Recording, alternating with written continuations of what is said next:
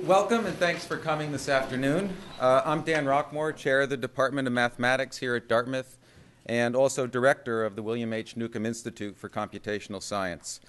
On behalf of the College, the Institute, and the Friends of Dartmouth Library, it's my pleasure to be able to introduce Professor Robert Darnton today of Harvard University, who will be speaking to us on the Digital Public Library of America and the Digital Future. This is the third lecture in our Leading Voices in Higher Education series and is, moreover, the inaugural Donoho Colloquium. The Donoho Colloquia will be an ongoing series of public lectures aimed at increasing awareness of the many important and sometimes surprising places in which computational ideas appear. This is a central piece of the larger mission of the Neukom Institute, whose aim is to support and integrate computational thinking and computational ideas throughout Dartmouth. These lectures are made possible by a generous gift from David, Miriam, and Dan Donoho in honor of Dan's graduation as a member of the class of 2006, and were Dan's brainchild, in fact, to honor that graduation. Dan is at present in the emergency room working through his anesthesiology rotation. Don't be worried, he's not in the emergency room. But we are fortunate to have David and Miriam, who moved heaven and earth to get here, and so thank you very much for coming and for your gift.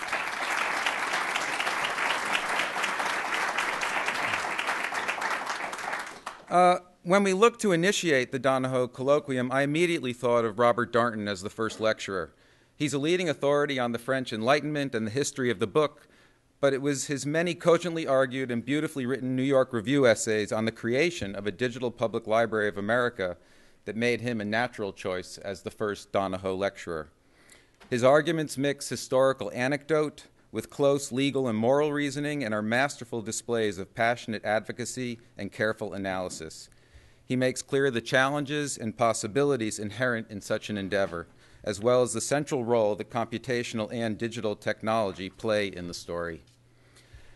Now, the idea of such a public resource also has an important Dartmouth connection, as one of the first public calls for a national computer-based library can be found in a lecture by former math professor and 13th president of Dartmouth, John Kemeny, given just over 50 years ago at a conference convened to mark the 100th anniversary of the founding of MIT. In his lecture, A Library for 2000 AD, Kemeny advocated for a national research library, a central resource for the nation's research community. Kemeny argued that the sheer projected volume of textual resources and the attendant problems of information search and retrieval would require digitized storage and access. Now, I can't help myself from showing you a table from Kemeny's talk that he used to illustrate the kinds of problems he anticipated. So this is what he viewed as the big problem in search.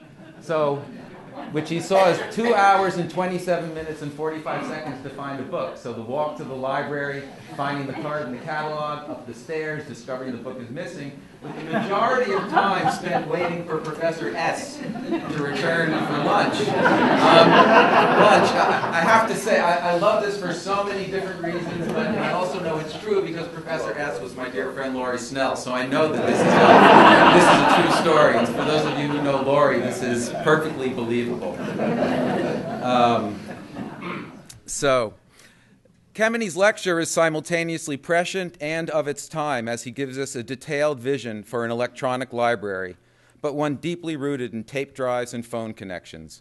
Great advances in technology, as well as computer science, mathematics, and statistics, have made possible the much more ambitious goal that is a digital public library of America. From conception to execution, Professor Darnton has led the charge for its creation. Robert Darnton is Carl H. Pforzheimer University Professor at Harvard and Director of the Harvard University Library. He's a Harvard graduate, a Rhodes Scholar, a former reporter for the New York Times, and was a professor on the Princeton History faculty from 1968 until 2007 when he returned to Harvard. He has held numerous visiting positions and is a member of the boards of many prestigious institutions, including the New York Public Library. He's the author of many scholarly essays and books, including the forbidden bestsellers of Pre-Revolutionary France, which was a National Book Critics Circle Award winner. Professor Darnton is the recipient of numerous honors and prizes, including a MacArthur Fellowship and, most recently, a National Humanities Medal received just a few weeks ago from President Obama. In the words of the citation, Professor Darnton has a, quote, determination to make knowledge accessible to everyone. As an author, he has illuminated the world of Enlightenment and revolutionary France, and as a librarian, he has endeavored to make his vision for a comprehensive national library of digitized books a reality, end quote. We look forward to his sharing of that vision with us this afternoon, so please join me in welcoming our first Donoho lecturer, Professor Robert Darnton.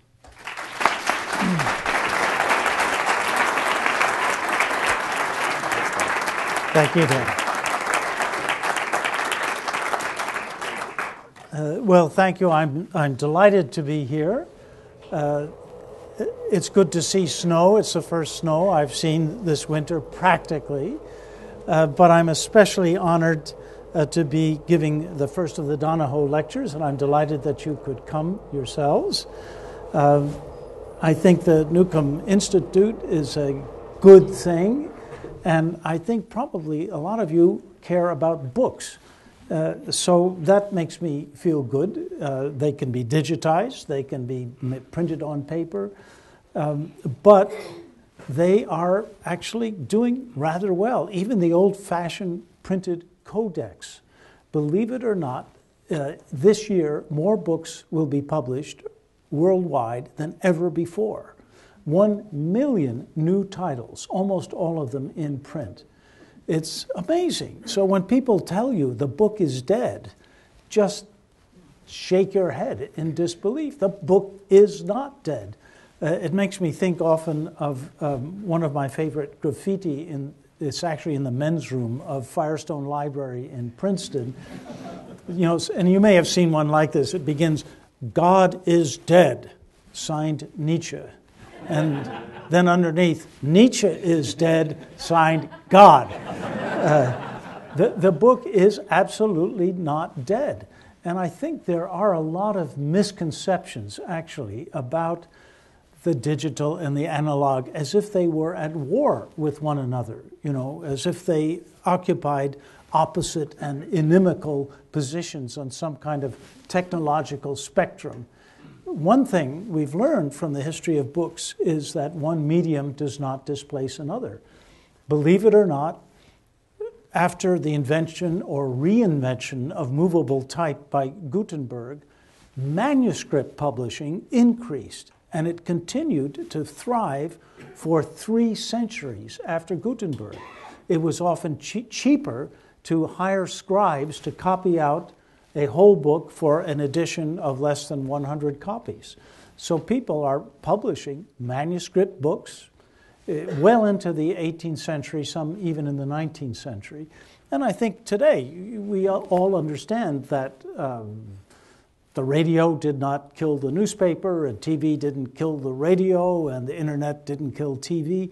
We live in I think, an environment of media that gets richer, more complicated, but it's certainly not one in which it's just zero-sum games and the printed book is gone. That does not mean, however, that all is well in the world of printed books. I mean, there are a lot of very unhappy publishers, authors, booksellers, and even the occasional librarian, I think, Jeff. There is pressure all over the place, and that's really the subject of my talk. So I'd like to begin, if I may, by quoting Thomas Jefferson. The devil can quote Thomas Jefferson, but I like to do so anyhow, and I've done this in other settings because of his famous remark in a letter that he wrote in 1813, developing a metaphor about light. So you should think of the Enlightenment, light in the form of a candle, which he called a taper. So I'll give you the full quote, and I hope we will all feel enlightened, and then I will try to take it from there.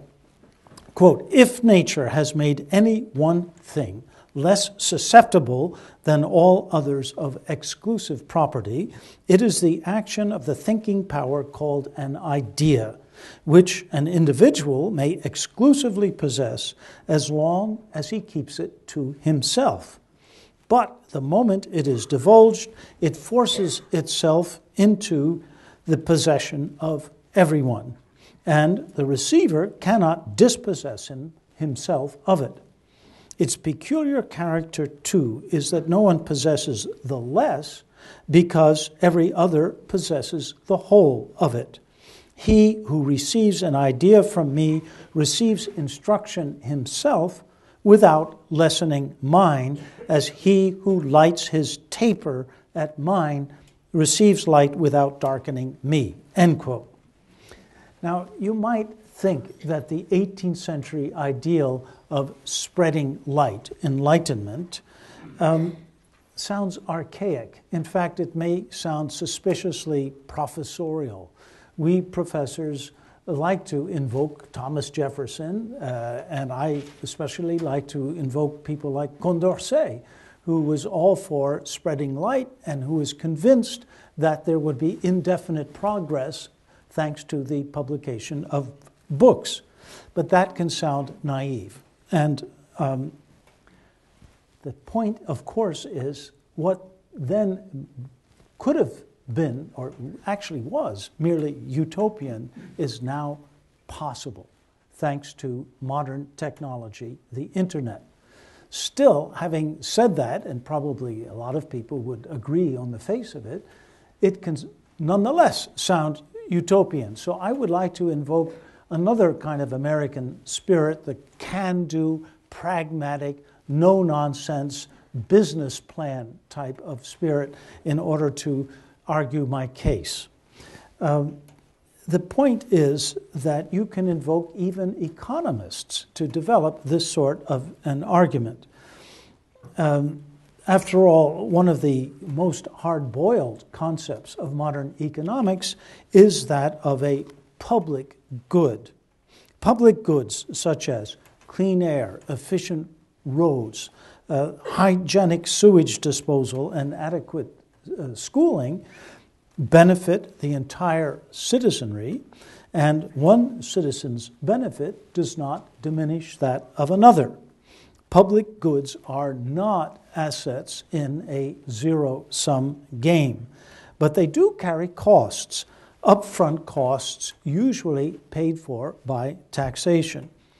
And this occurs at the production end of the services and facilities that the public enjoys. So the Jeffersonian ideal of access to knowledge as a public good does not mean that knowledge is costless. We enjoy freedom of information, but of course information is not free. Someone had to pay for Jefferson's taper.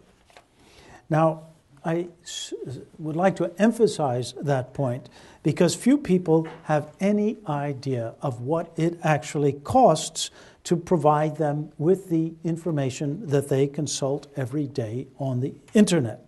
Instead, they complain about information overload.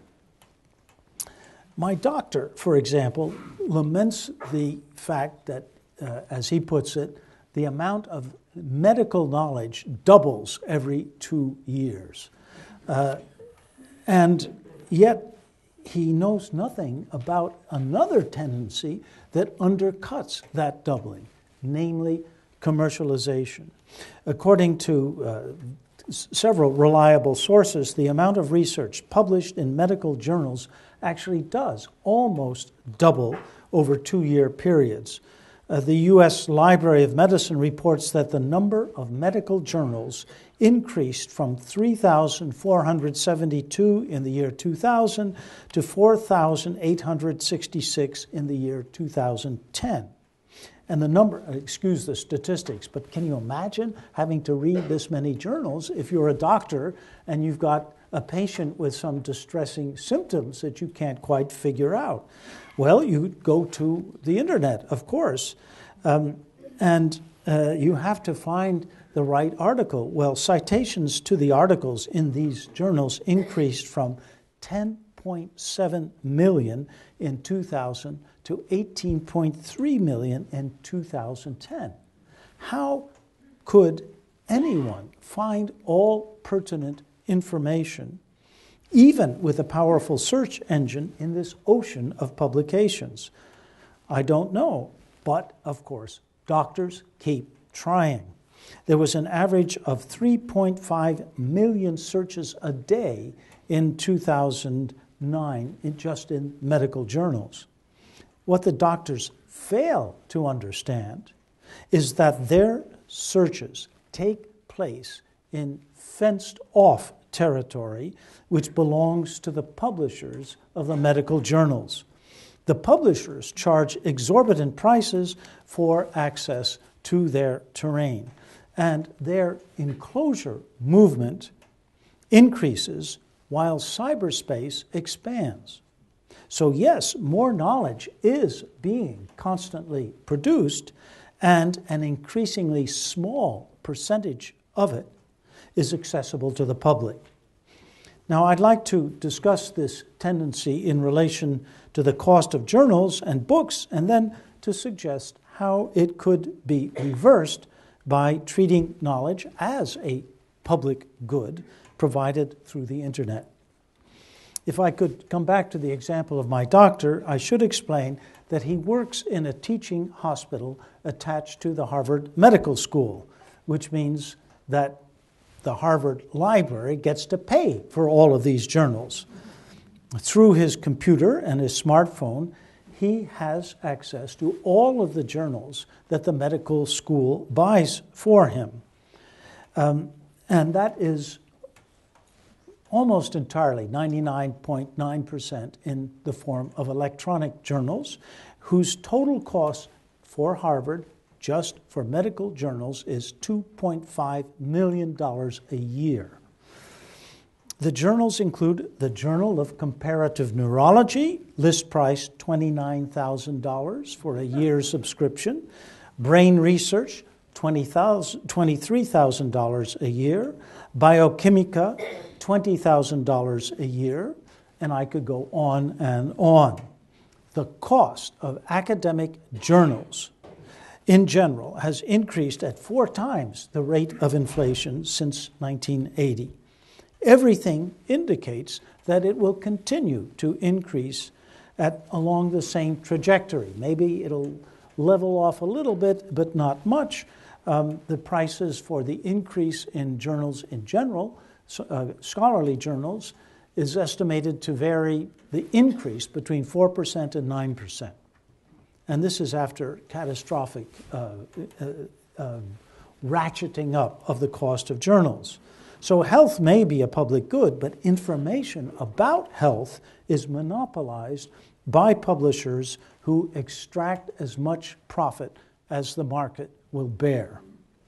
Now, this is not news to librarians, and your fine librarian can tell you lots more about it. They have had to make room in their budgets for the hyperinflation of journal prices year after year for at least 3 decades. But this news is not understood by many academics. They actually perpetrate a kind of irrationality at the heart of the system because, of course, we academics do the research. We write the articles. We serve as referees for articles written by others. We also serve on the editorial boards of the journals, often as editors, and then we buy back the result of our labor, which is all done for free, at outrageous prices. But of course, we don't pay for it. Our library does. And very few academics understand how this can dent a library's budget. There used to be a rule of thumb that libraries would spend roughly 50% of their acquisitions budgets on periodicals and 50% on monographs. Well, those percentages have changed, and now many libraries spend 60%, 75%, some 90% of their acquisitions budgets just on serials. So that means that they're not buying monographs anymore. And if they don't buy monographs, think of what effect that has on university presses in subjects like the social sciences and humanities. They have to cut back on it because they depend to a considerable extent on sales to libraries. And if they cut back on the production of monographs, what's going to happen to these new PhD students who must publish or perish? There's a kind of vicious circle at work throughout this whole system, and the system, just looked at in those terms, seems to me extremely irrational. Well, the publishers would have an answer to this. They would say that, first of all, there's a kind of naive idealism behind the Jeffersonian principle. We live in a real world of, well, capitalism. And it's true that not only did Jefferson discount the cost of his taper, he had not a very successful business plan when it came to trying to run Monticello. You may know that he really went bankrupt, and there had to be a collection to keep him from going broke. Of course, it can be expensive to publish a journal. I'm not denying that at all.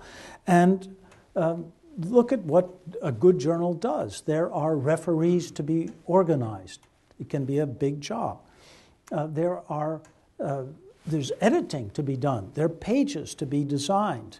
The journal has to be marketed. The money has to be collected and redistributed. There is a lot of what publishers call added value. And I'm not trying to minimize that in the slightest. So, yes, journal publishers deserve a fair return on their investment. But what is fair? Last year, Elsevier's profit margin was 36% on an income of £2 billion. Other publishers often report profits of 20 to 40%.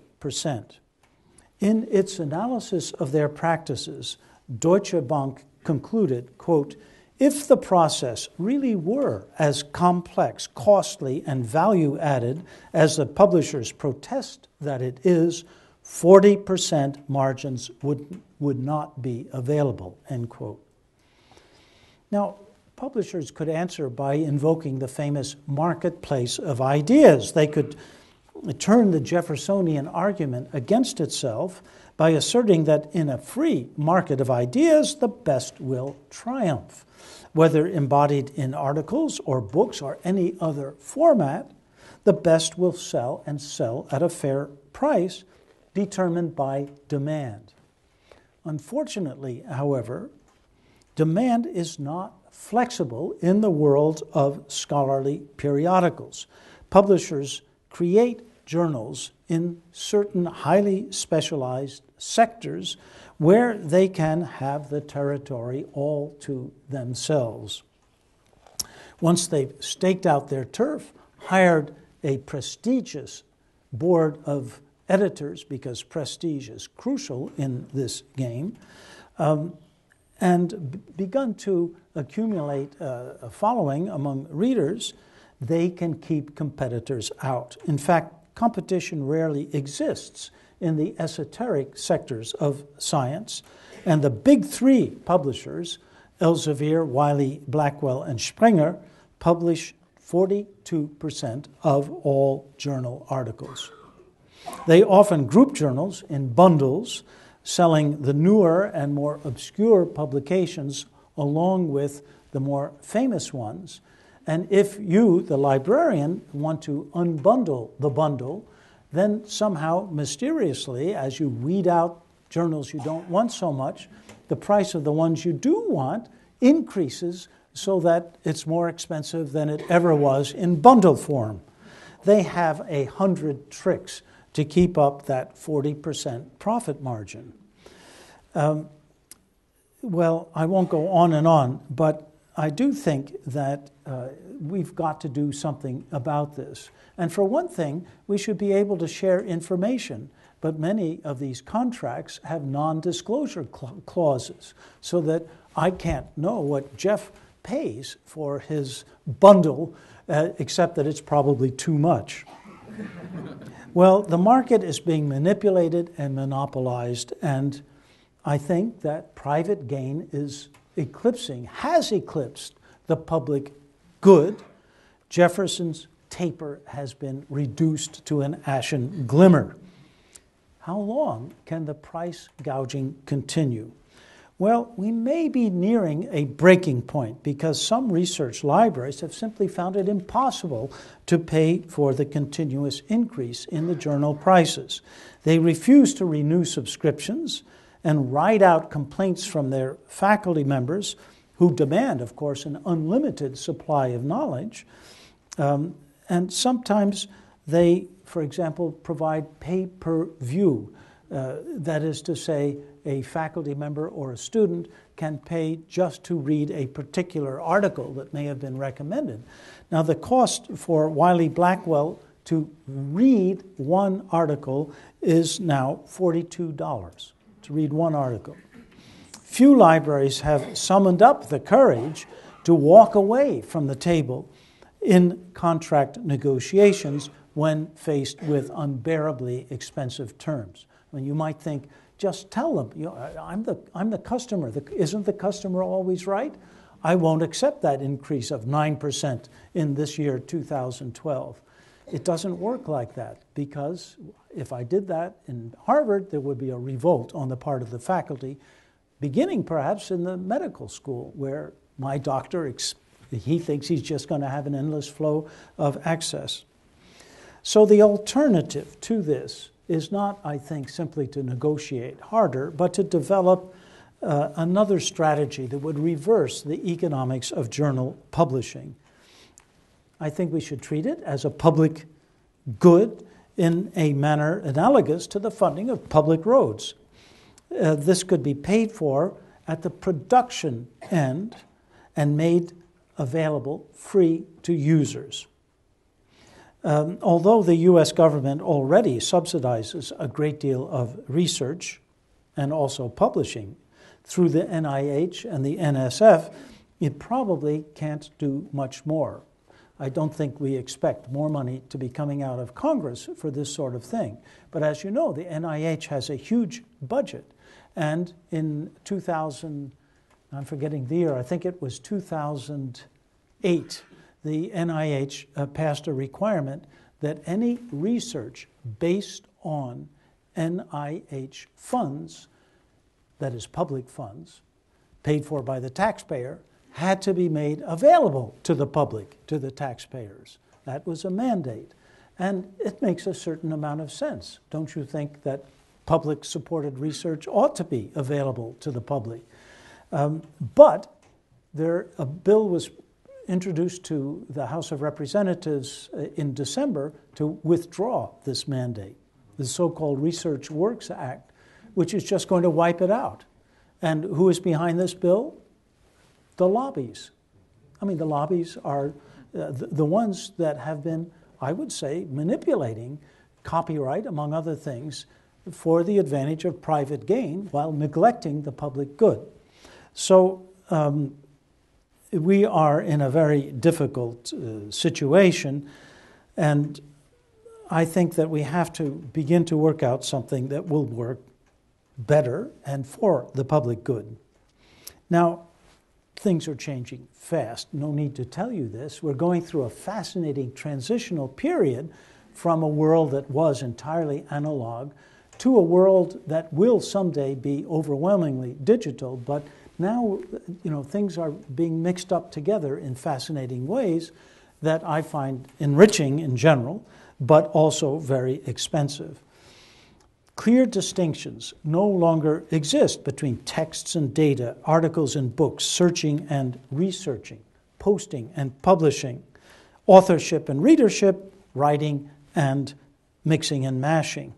The blurring of boundaries and the untethering of knowledge may make us feel uncomfortable, but they belong to a transformation of the landscape of information that I think will create new room for the public good.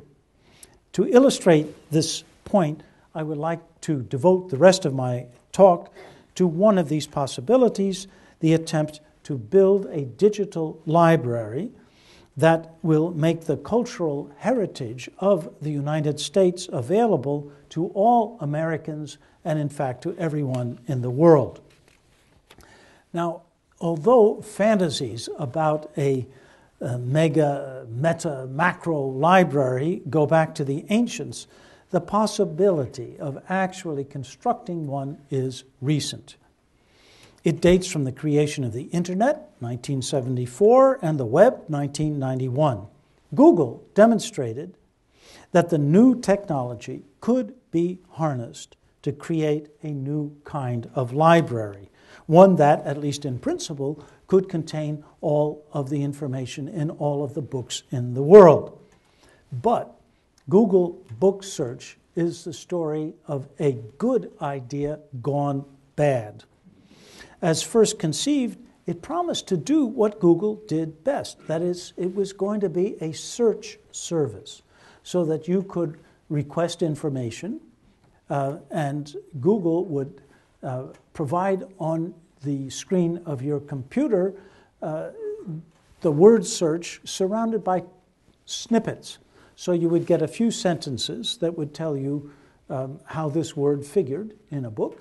And often Google, even better, provided information about the nearest library where you could get that book. I mean, I think that was terrific, but that's not what happened.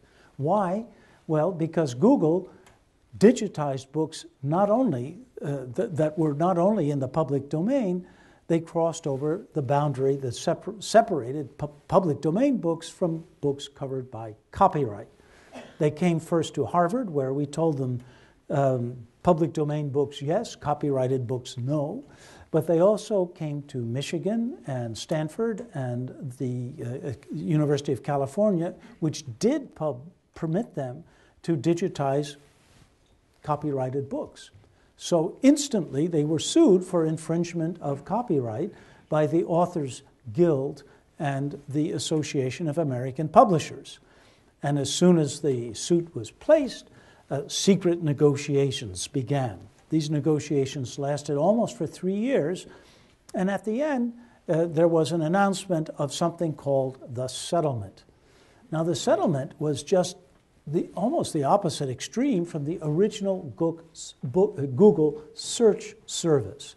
It was the creation of a, gigantic digital library in which the libraries that had provided the books for Google to digitize would be permitted to buy back digital copies of those very same books at a price to be determined by Google without any public oversight or any limits. And when I myself read the settlement as it was being negotiated and finally announced, it seemed to me that the price of access to this library could expand out of hand just the way the price for periodicals had gone up. So I thought, for one, that this was not a good idea. But I wasn't the only one who thought this because, of course, it had to be submitted to a court.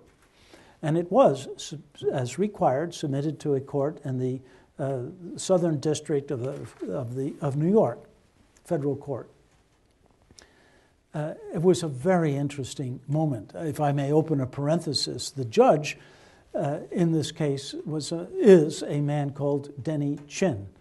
And his story is a real American success story in many ways. He arrived at age 5 with his parents from China. His father worked in a Chinese restaurant. His mother swabbed floors. They lived in the Hell's Kitchen district of New York City. And he worked hard as a young boy, won a scholarship to Princeton, went to law school, practiced for a while, became a judge, and now he found himself the judge to decide a case which is, I think, of monumental importance for the whole future of books.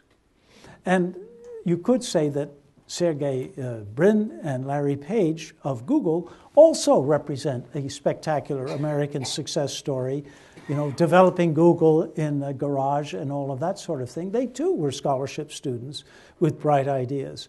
So the two are confronted in this fascinating court case, which finally was announced. I mean, the decision was announced in last March.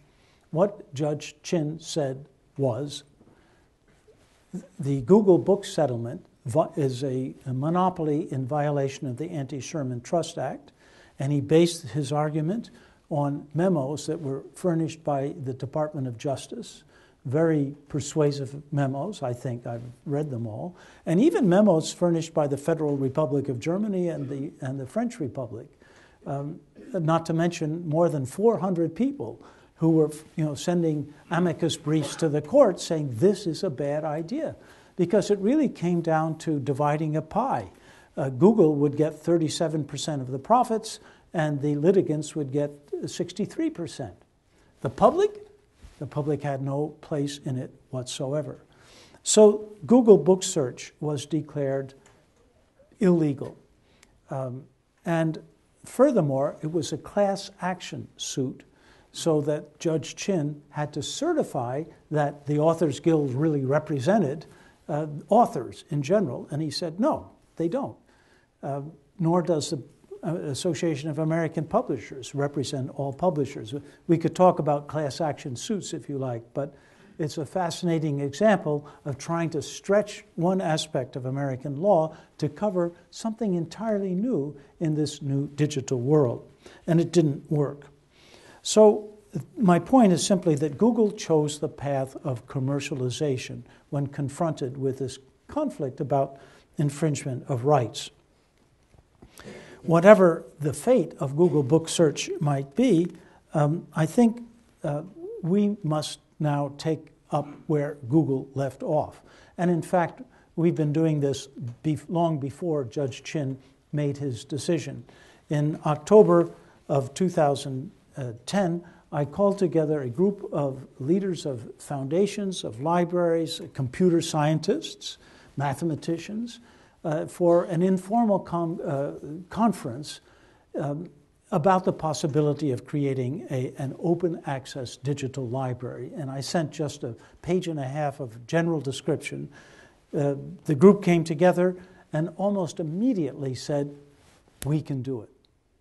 We can do it technologically, and we can do it financially. So the heads of all the major foundations in this country have said, we will support this idea. So the funding is there without going to Congress. I mean, the hopes of getting anything out of Congress now are not great. So we organized a steering committee, a secretariat with a small grant from the Sloan Foundation to cover administrative costs and other small costs. Then we created 6 working groups which took up aspects of the very complicated program to make this library actually happen. And these working groups spread out throughout the country. Lots of people were recruited from many different sectors. And they're hard at work at it now, dealing with 5 basic problems, which are the scope and content of this DPLA, Digital Public of America, its possible costs, the legal problems it will face, its technical architecture, and its governance. So I don't have too much time left, but I'd like to discuss each of these 5 and then open the floor for questions. Scope and content. The DPLA will not draw on one gigantic database, unlike Google. It will be a distributed system which will aggregate collections from many research libraries, museums, and other institutions. It will provide one-click access to documents in many formats, including images, recordings, and videos. But at first, it will concentrate and consist primarily of books in the public domain. Google digitized about 2 million books in the public domain, and copies of its digital files have been deposited in this great repository known as the Hathi Trust that some of you might know about. The Internet Archive, which is a not-for-profit open access digitizing operation founded by Brewster Kahle, also has accumulated well over 1 million digitized copies of public domain books. So this exists already, and what we want to do is to bring it all together and make it available to everyone.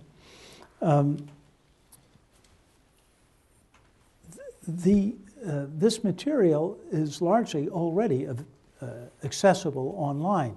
So you might say, well, okay, sounds great, but what's so wonderful about making it accessible all over again? And the answer is this is just a beginning. This will be the preliminary version of things, and it will include lots of material that is undreamt of, really, by Google. By that I mean special collections. Every great research library, such as yours here at Dartmouth, has fabulous special collections, and you've often digitized quite a bit of them. At Harvard, we have something called the Open Collections Program, in which we have digitized 2.3 million pages of documents related to certain specific themes, such as women at work and immigration and voyages of scientific discovery. They're available on a repository we created free of charge to everyone in the world. The People's Republic of China came to us and asked to digitize 51,500 of our rare Chinese books because they're not available in China. And so we've worked out an agreement, and they will be made available on the digital public library. Another example, but there are many, many examples, concerns newspapers. Every state has digitized all of the newspapers in all of its collections. They've been aggregated at the state level, and these 50 aggregated collections are in turn being aggregated by the Library of Congress. It's going to deposit all of them in the Digital Public Library of America.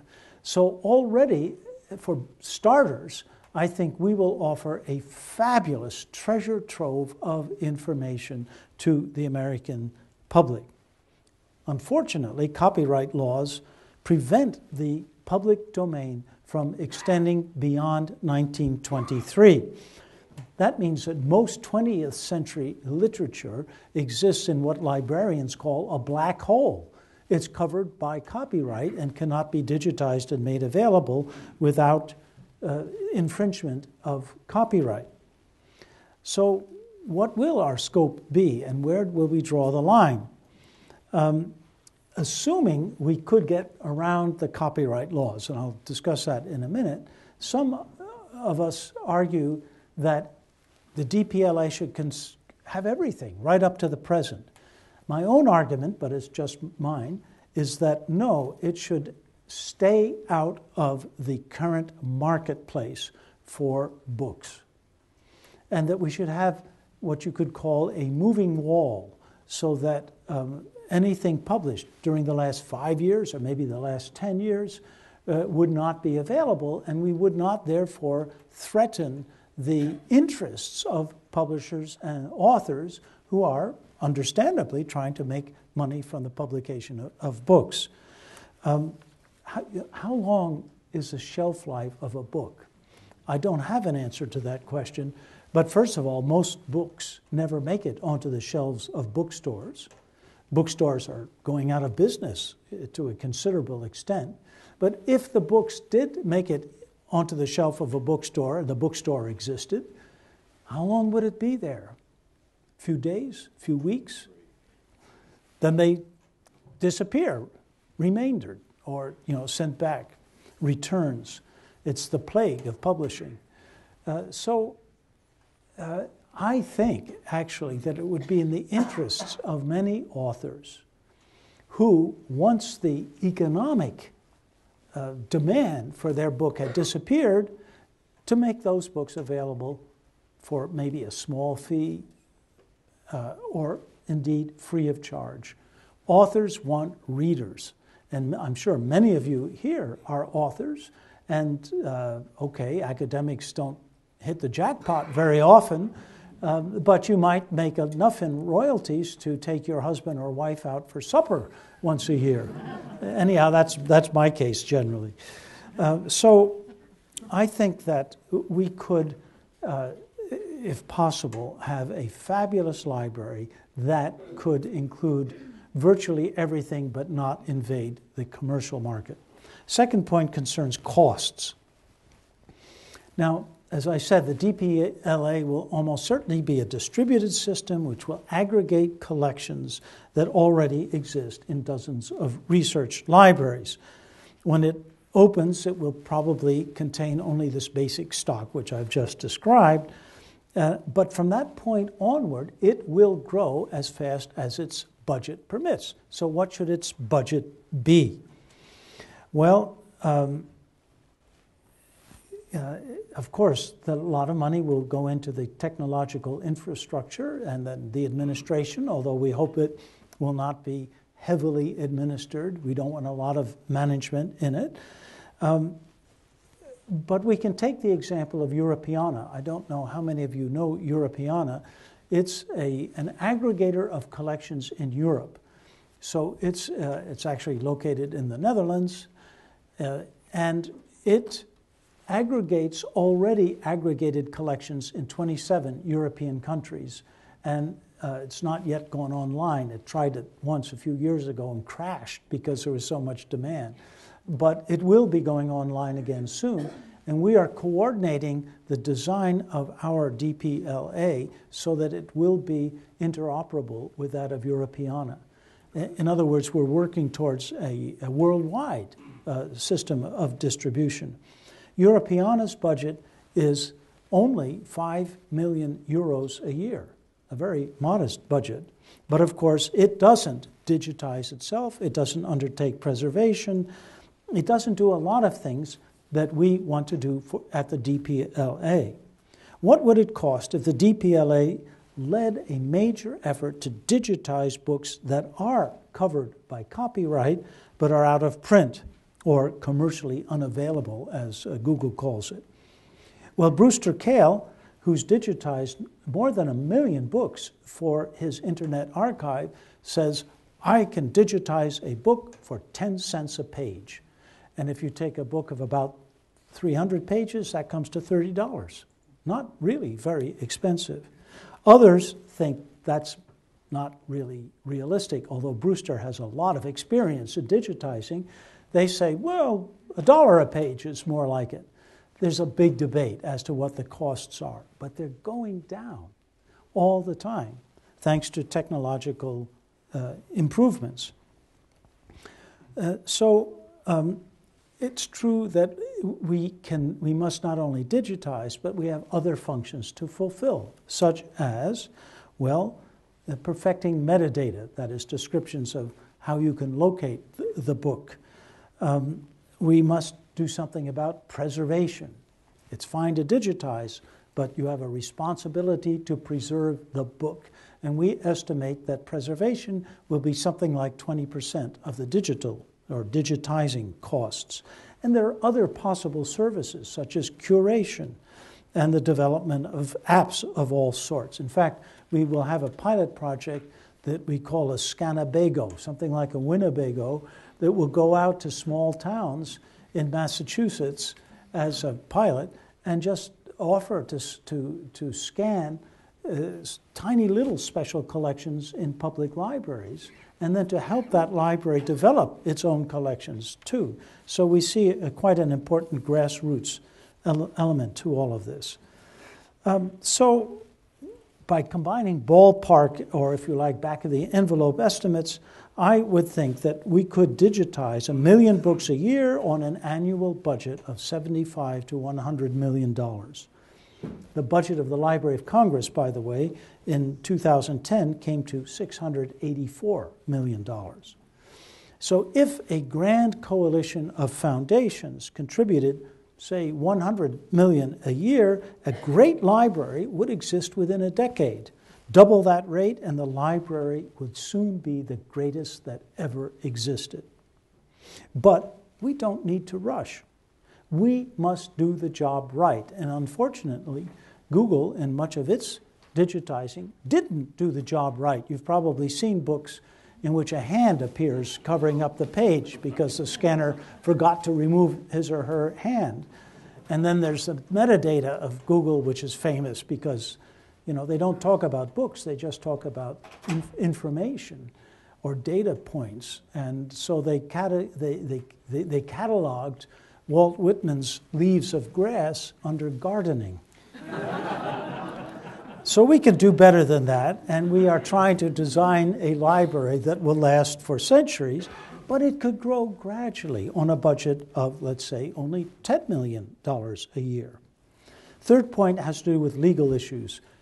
Dan, am I going over the time? I can hurry up. No, actually, you're fine. Am I okay? Yeah. So I don't want to keep you too long, and you may have questions. I'm almost finished. But the legal issues, I really see this as the most important problem of all. Of course, the DPLA must and will respect copyright. How far can it go in making accessible books that are out of print but covered by copyright? Well, that depends on the possibility of modifying the copyright laws by legislation or perhaps on other strategies. Now, the history of copyright in the United States goes back to Article 1, Section 8, Clause 8 of the Constitution, which sets two objectives, I quote, to promote the progress of science and useful arts, for securing for limited times to authors and inventors the exclusive right to their respective writings and discoveries, end quote. The first copyright law, passed in 1790, struck a balance, I think, between those two objectives. How? By giving authors the exclusive right to the income from their books for 14 years, renewable once. And that provision in 1790 actually took up the model provided by Britain. In the first Copyright Act in existence, the Statute of Anne of 1710, exactly the same objectives are announced. And a balance was struck between the welfare of the public on the one hand and that of the booksellers and authors on the other. And this deal was the same, 14 years renewable once.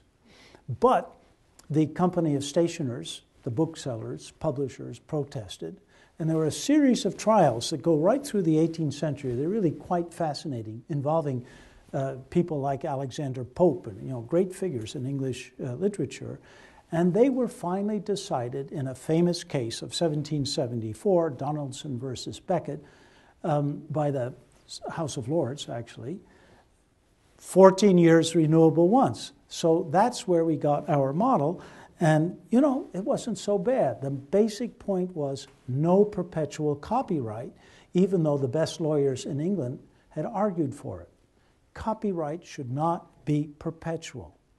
Now, in the debate over the so-called extension of the Copyright Act of 1998, in the American Congress, the key actor was Jack Valenti, the lobbyist for Hollywood, basically. And Valenti was asked, Mr. Valenti, do you believe in perpetual copyright? And he said, no, certainly not. I think copyright should be forever minus 1 day. So that's what we're up against. And you could say that Jefferson's taper has almost died out. The current limit of copyright, the life of the author, plus 70 years or 95 years in the case of corporate creations like Mickey Mouse. It's known as the Mickey Mouse Copyright Renewal Act of 1998. This is, in practice, more than a century for every book. And so we're keeping the vast bulk of our literature out of the public domain, where I think the bulk of it belongs. So what can we do about this? Well, it's a long and complicated story. You could say that further legislation would solve the problem. However, lobbyists have had such a heavy hand in attempts to pass legislation, especially about orphan books, books whose copyright owners can't be identified, that it's a rather discouraging story. There were attempts in 2006 and 2008 to pass orphan book legislation, and people I know who follow this closely said the lobbyists massacred, especially the 2008 bill, which was never passed, so badly that it would have been worse than having no bill at all. So it's difficult to summon up much confidence about help from Congress about a lot of things, not just copyright. What about fair use? Well, in the Copyright Act of 1976, there's a famous sector 107 and 108, which have been gone over endlessly by lawyers and others because that's where the provision is made for fair use. And you use that, of course, today in your library when you allow copyrighted articles to be made available in classes, for example. Can we expand this Fair Use Act in such a way that it would hold up in court for a public, a not-for-profit institution devoted to the public good? I think that would be wonderful if we could do it, but my lawyer friends say very dicey. And furthermore, once we get the DPLA up and running, would we want to take the risk of so many suits, especially when damages begin at $100,000? So I think we probably won't follow that path. What else could we do? Well, there are other things, and I won't go into this in too much detail because I'm taking too long, but there is a fascinating provision that is working very nicely in Scandinavia called extended collective licensing agreements. And if you want, we could talk a little bit more about that. But let me come to some of the other last 2 points. First, the technical architecture. I mean, I was delighted to meet some of your young computer scientists here, a very impressive group. And we are working very closely with computer scientists for the technological infrastructure of the DPLA. In fact, in June, we announced what we called a beta sprint and invited computers, or anyone, anywhere, to submit suggestions, maybe an overall blueprint for the technological design of the library or particular apps or aspects of it. 60 people or groups responded instantly, and finally 40 competed. There was a lot of enthusiasm in the world of computer science for this kind of a project. And they were given 3 months in this so-called beta sprint to come up with a finished suggestion. A blue ribbon jury passed judgment on which ones were the best. And last October, we held a large meeting in Washington, hosted by the Library of Congress, the Smithsonian Institution, the NEH, and we announced the winners. There were actually 6 winners, and we are incorporating their ideas in the first prototype, which we will have developed in 2 months. And then it will be submitted for further critiques. And finally, it will be ready when the DPLA gets up and running in April 2013. April 2013. That's tomorrow. The race to this deadline may seem breathtaking, but it's fueled by enthusiasm and energy. Leading figures in computer science, information technology, and library science have assured us that the task is doable and we will get it done. The last point concerns governance. Here I should be brief because I'm running out of time, but we haven't made major decisions. For example, where should the DPLA be located when it has offices? Who should lead it? To whom should it be responsible? How will it formulate policy and administer its services? The present secretariat is doing a good job, but it won't continue after April 2013 because it's a Harvard operation. And people love to, I don't know if you suffer this much at Dartmouth, but they love to point the finger at us and say elitism. I mean, the number one cuss word when it comes to throwing around epithets. And it's not going to be a library for the elite. I mean, I think that advanced researchers will benefit enormously from it. But we're aiming this library at ordinary people. Think of community colleges, a community college in North Dakota or Alabama, which doesn't really have a library. We can make available to them a library that will be as great or greater than the Library of Congress, free of charge. K through 12 schools, retirement homes, individuals who are just curious about things and would like to find out more, scattered all over the country and all over the world. This is the sort of public we're aiming for, the public that goes to public libraries. And leaders of public libraries are part of our steering committee and are helping us design this. But we haven't reached final decisions about, if you like, governance. We just know that we are aiming at a very broad constituency. We might create an independent new organization by taking advantage of Section 501c3 of the Internal Revenue Code and setting up a tax-exempt corporation. At present, most people involved in this effort agree that it should not be part of the federal government. It should be free of political pressures of any kind. It might resemble maybe the National Academy of Sciences or perhaps the BBC. In fact, however, it won't resemble anything because nothing like it has ever existed. A library without walls that will extend everywhere and contain nearly everything available in the walled-in repositories of human culture. E pluribus unum. Jefferson would have loved it. Thank you.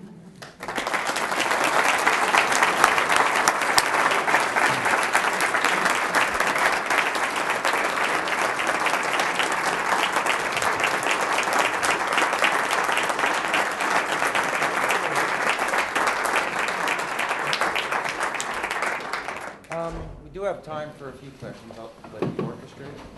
Okay, yes, ma'am. In the publishing world, we know that it's very hard for many writers and editors to earn a living unless they try to issue a book on vampires or dogs or something special. So what, for example, in Scandinavia, when someone takes a book out of the library, the author gets a royalty payment. So what royalty payments are planned, or has the Authors Guild settled on for the authors? Right. Can you hear me okay? Yep. Well, the Authors Guild is adamant about continuing the Google suit. I mean, I could go on and on about the Google suit, but you see, after Judge Chin declared the suit unreceivable, it reverted to the original copyright suit. And I think the publishers are going to make a separate deal, but the Authors Guild is pushing this still to this day. And so it's very militant about trying to protect the royalties of authors, and that's understandable. Authors deserve royalties. So what will we do about it? That's the question. Well, in the case of Norway, every Norwegian has the right to read every book in Norwegian in Norway, and the owner of the rights is paid a certain sum of money per page read. That sum of money comes from a kind of escrow fund that is collected by the Norwegian government, and you might say to me, they have oil nearby. And furthermore, there's something about life in Scandinavia, because there's a similar outfit in Sweden and in Denmark and in Finland. There's something about the sense of the public good in these countries that I think is much stronger than what we have here. Still, it seems to me that we can create an escrow fund, but we must have the agreement of a representative group of authors and of publishers to do this. And I'm not sure how we can get their agreement, so we need to woo them. But I was a trustee of the University Press for 15 years. It's a university press, but it's a huge press that sells a lot of books. Some would say it's a trade press. It's both trade and a university press. It's devoted really to the spread of knowledge. And I think a lot of publishers care about literature. That's why they went into this not very lucrative trade in the first place. So if we don't invade the current commercial market and undercut them in that way, it seems to me we ought to be able to win their support. And we can do so by giving a reasonable royalty for the consultation of these books. That's my hope. Yes, sir. Yeah, if I understood you correctly, the academic publishing in the journals and magazines dropped a little bit out of sight in your talk. Right. And I was on the library board in Germany years ago, and we had the same problem there, discussing this particularly with digital publishing. And the idea that came up again and again there was, if everything is already in place by academics, from peer review to publications and so forth, and it's basically the academics who do the work. And the infrastructure is also there on the other hand, in terms of digital publishing.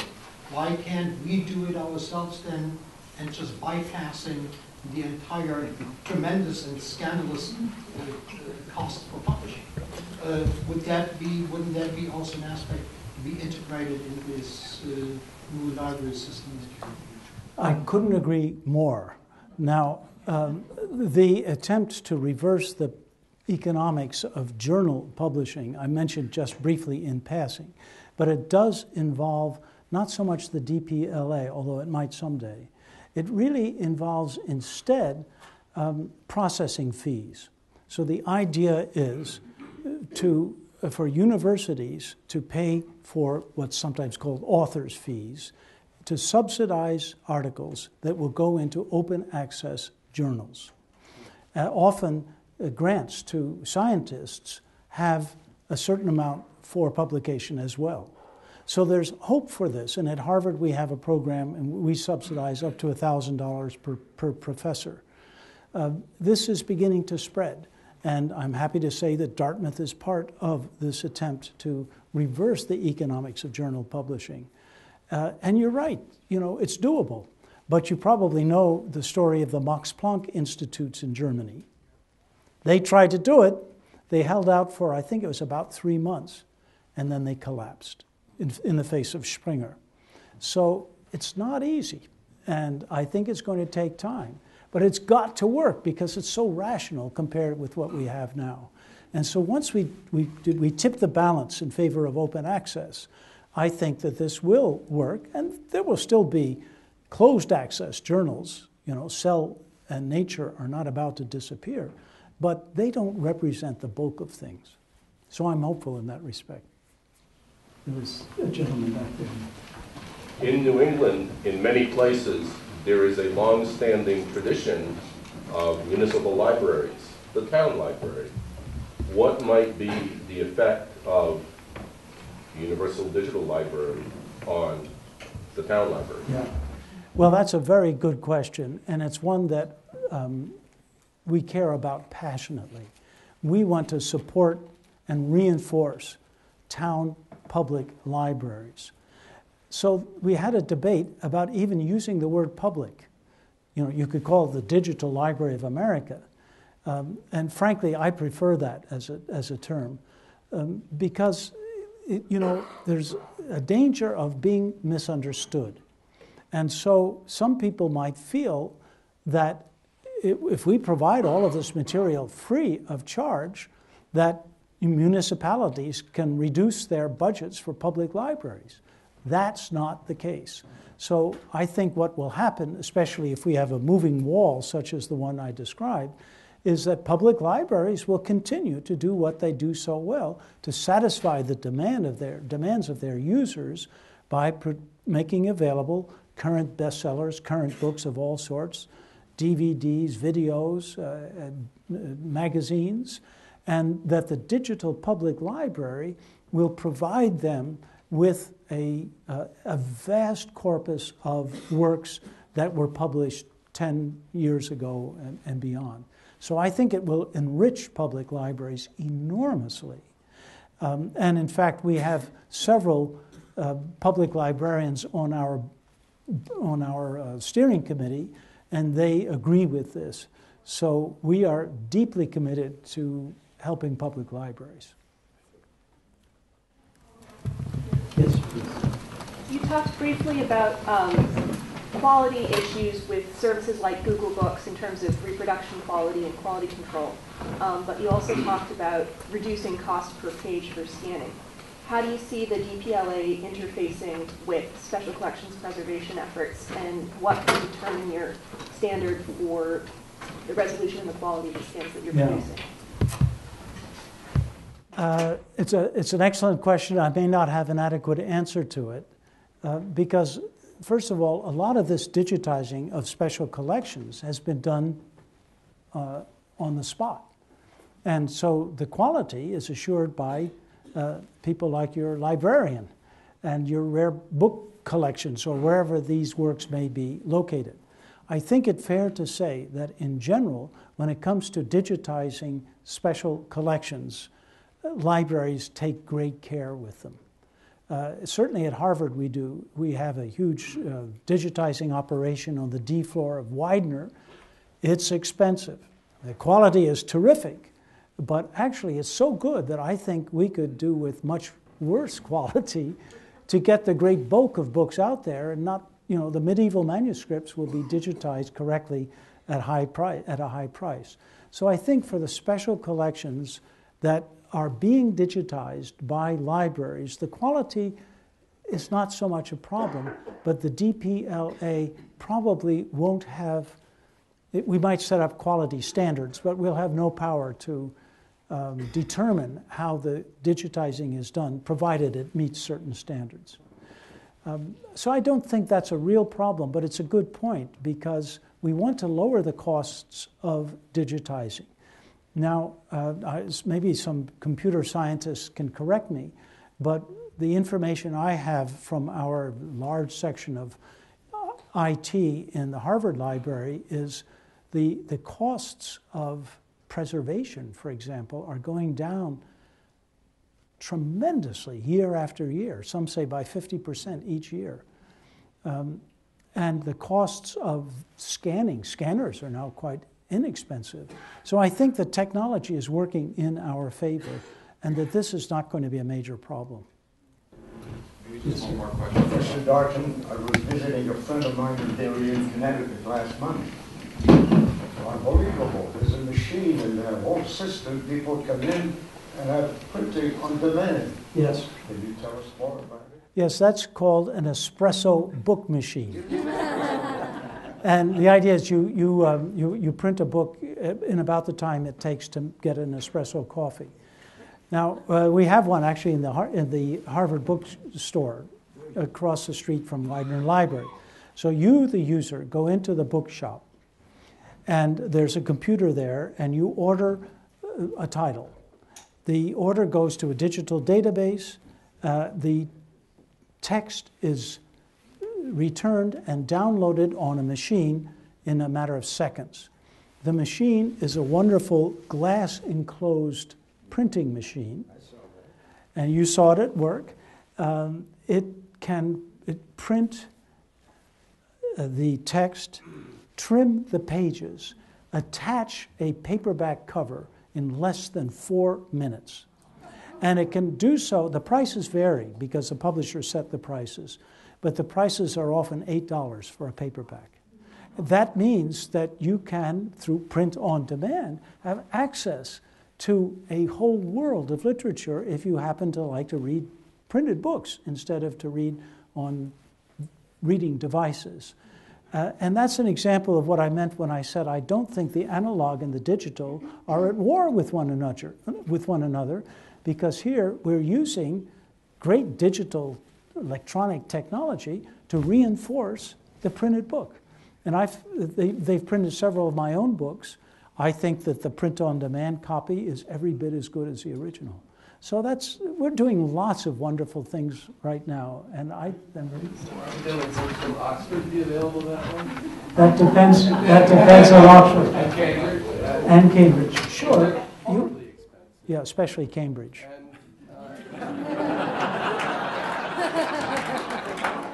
I was a student at Oxford, but never mind.